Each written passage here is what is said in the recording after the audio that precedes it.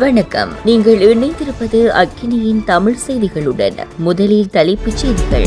இஷாராவுக்கு கைத்துப்பாக்கியை மறைக்க உதவிய பெண் சட்டத்திரணி பிறப்பிக்கப்பட்ட அதிரடி உத்தரவு. நீதிமன்றை விட்டு வெளியேறிய ரணில் விடுக்கப்பட்ட உத்தரவு. யாழ் பல்கலைக்கழகத்தில் வெடித்த போராட்டம். போலி துப்பாக்கியுடன் நீதிமன்றத்துக்குள் நுழைந்த பெண்ணால் பரபரப்பு.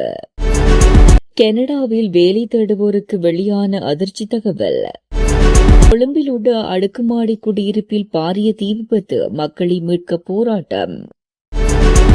$2 மில்லியன் தங்க விவகாரத்தில் ஹிஸ்புல்லாவை சிக்க வைத்தது யார்? தேங்காய் விலை தொடர்பில் வெளியான தகவல். தொடர்வது விரிவான செய்திகள். கனிமுல்ல சஞ்சீவ படுகொலை சம்பவம் தொடர்பில் இஷாராவுக்கு உதவிய சட்டத்தரணியை தடுத்து வைத்து விசாரிக்க அனுமதி வழங்கப்பட்டுள்ளது. அந்த வகையில் கைது செய்யப்பட்ட பெண் சட்டத்தரணியை 72 மணித்தியாலங்கள் தடுத்து வைத்து மேலதிக விசாரணை செய்வதற்கு குற்றப்புலனாய்வு திணைக்களத்துக்கு அனுமதி அளித்துள்ளது. கடந்த பிப்ரவரி 19 வழக்கு விசாரணை ஒன்றுக்காக சிறைச்சாலை அதிகாரிகளால் புதுக்கடை நீதிமன்றத்துக்கு அழைத்து வரப்பட்ட கனிமுல்ல சஞ்சீவ அந்த நீதிமன்ற வளாகத்துக்குள்ளேயே சுட்டுக் கொல்லப்பட்டார். இஷாரா சிப்பந்தி குறித்து படுகொலை சம்பவத்துடன் தொடர்புடைய துப்பாக்கிதாரிக்கு துப்பாக்கியை எடுத்துச் சென்று வழங்கியதாக வலிவீசி தேடப்பட்டு வந்த நிலையில் 8 மாதங்களுக்கு பிறகு கடந்த 14 நேபாளத்தில் தங்கியிருந்த போது கைது செய்யப்பட்டார். இந்நிலையில் கனிமுல்ல சஞ்சீவவை படுகொலை செய்வதற்காக வந்த இஷாரா சிப்பந்திக்கு கைத்துப்பாக்கியை மறைத்து எடுத்து வருவதற்காக தண்டனை சட்டக்கோவை நூலின் பிரதியொன்றை இந்த சட்டத்தரணியை வழங்கியுள்ளார் என குறிப்பிடப்பட்டுள்ளது. முன்னாள் ஜனாதிபதி ரணில் விக்ரமசிங்கே சற்று முன்னர் கொழும்பு கோட்டை நீதிவான் நீதிமன்றத்துக்கு வருகை தந்துள்ளார்.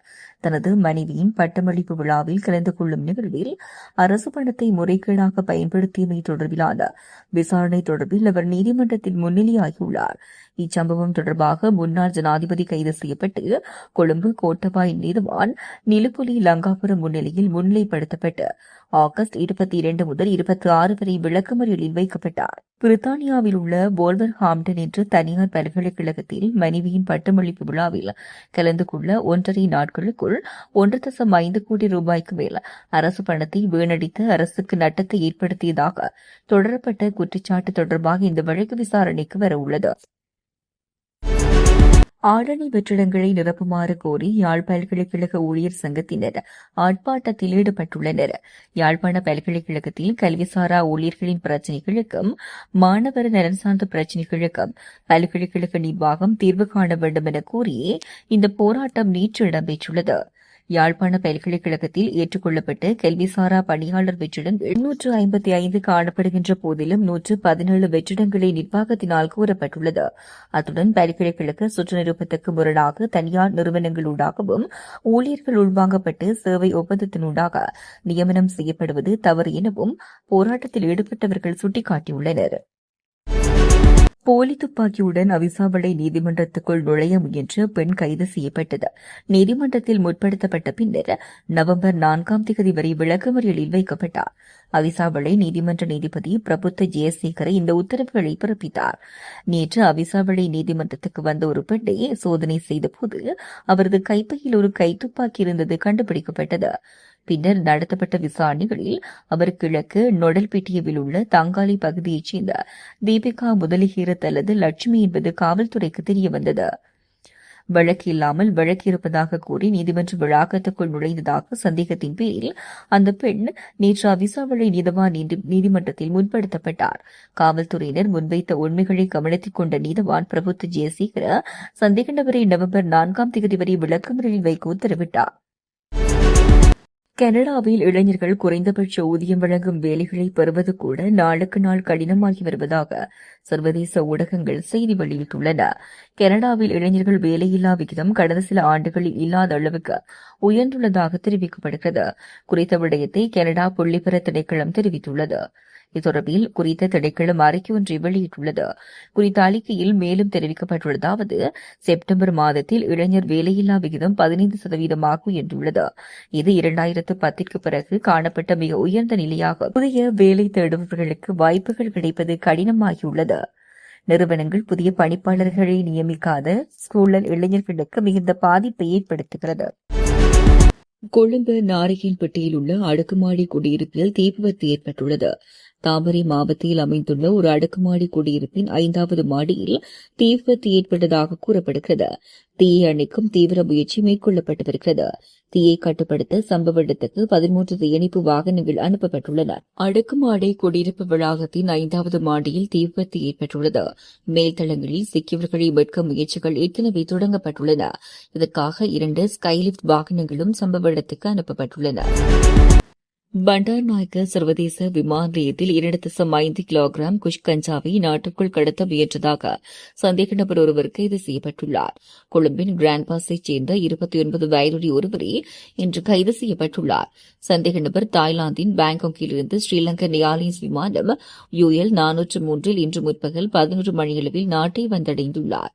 போதைப்பொருள் கட்டுப்பாட்டு பிரிவின் சுங்க அதிகாரிகள் அவரது பொருட்கள் மற்றும் பொதிக்குள் போலி பெட்டிகளில் மறைத்து வைக்கப்பட்டிருந்த 2523 கிராம் கஞ்சாவை கண்டுபிடித்ததாகவும் இது நிலையான கண்டறிதல் முறைகளை தவிர்ப்பதற்காக வடிவமைக்கப்பட்டுள்ளது என்றும் தெரிவிக்கப்பட்டுள்ளது. பறிமுதல் செய்யப்பட்ட போதைப் பொருட்களின் மதிப்பு தோராயமாக 25.23 மில்லியன் ஆகும். கானா நாட்டிலே நாடாளுமன்ற உறுப்பினர் முகமது ஹிஸ்புல்லா தங்க வியாபாரத்தில் ஈடுபட்டார் என்ற செய்தி நேற்றைய தினம் வெளியாகி பெரும் பேசுபொருளாக மாறியிருந்தது. அத்தோடு தங்க வியாபாரத்தில் ஹிஸ்புல்லாவை ஏமாற்றிய குற்றச்சாட்டில் 11 பேர் கைது செய்யப்பட்டதாக கானா நாட்டு ஊடகங்கள் தகவல் வெளியிட்டிருந்தன. இந்த நிலையிலே தான் கானா நாட்டுக்கு சென்றது உண்மைதான், ஆனால் தான் இந்த விவகாரத்தில் தொடர்படவில்லை என ஹிஸ்புல்லா நேற்றைய தினம் தெரிவித்துள்ளார். அத்தோடு இந்த செய்தியானது முற்றுமுழுதாக உண்மைக்கு புறம்பானது எனவும் தனது நட்பெயருக்கு களங்கம் ஏற்படுத்துகிறது எனவும் அவர் குறிப்பிட்டுள்ளார். நாட்டில் வாராந்திர ஏலத்தில் சராசரி தேங்காய் விலைகள் தொடர்ந்து 3வது வாரமாக 5% சரிந்துள்ளதாக தகவல் வெளியாகியுள்ளது. குறித்த விடயம் தெங்கு அதிகார சபை வெளியிட்டுள்ள அறிக்கையில் குறிப்பிடப்பட்டுள்ளது. இதன்படி 1000 தேங்காய்களின் சராசரி விலை 1,28,060 ரூபாவாக பதிவு செய்யப்பட்டுள்ளதாக குறிப்பிடப்படுகிறது. எனினும் வாராந்த தேங்காய் ஏல விற்பனையில் பதிவு செய்யப்பட்டு அதிகபட்ச அல்லது குறைந்தபட்ச விலை குறிப்பிடப்படவில்லை. அத்துடன் 250 கிலோ கொப்பரை 1117 முதல் 132,500 ரூபாய் வரை உயர்ந்துள்ளதாக குறிப்பிடப்படுகிறது. இவ்வாறான பின்னணியில் இடைத்தரகர்கள் லாபம் ஈட்டுவதனூடாகவே தேங்காய்க்கான விலை அதிகரித்துள்ளதாக தெங்கு உற்பத்தி சபை தெரிவித்துள்ளது. இதன்படி ஏலத்தில் 134 ரூபாய்க்கு கொள்வனவு செய்யப்படும் தேங்காய் ஒன்றே 180 ரூபாய்க்கு விற்பனை செய்யப்படுகிறது. இதனூடாக இடைத்தரகர்கள் 40 முதல் 50 ரூபாய் வரை லாபம் ஈட்டுவதாக தெங்கு உற்பத்தி சபை குறிப்பிடப்பட்டுள்ளது. தேங்காய்க்கான நிர்ணய விலை அறிவிக்காமையும் விலை அதிகரிப்புக்கு காரணம் என அந்த சபையின் தலைவர் சுனிமல் ஜேகொடி கூறியுள்ளார். தேங்காய் உற்பத்தி அதிகரித்துள்ள நிலையில் நுகர்வோருக்கு அதன் பலனை அடையும் வகையில் விலை நிர்ணயிக்கப்பட வேண்டும் எனவும் அவர் தெரிவித்துள்ளார். தொடர்ந்து மத்தியின் செய்திகளோடு இணைந்திருங்கள். வணக்கம்.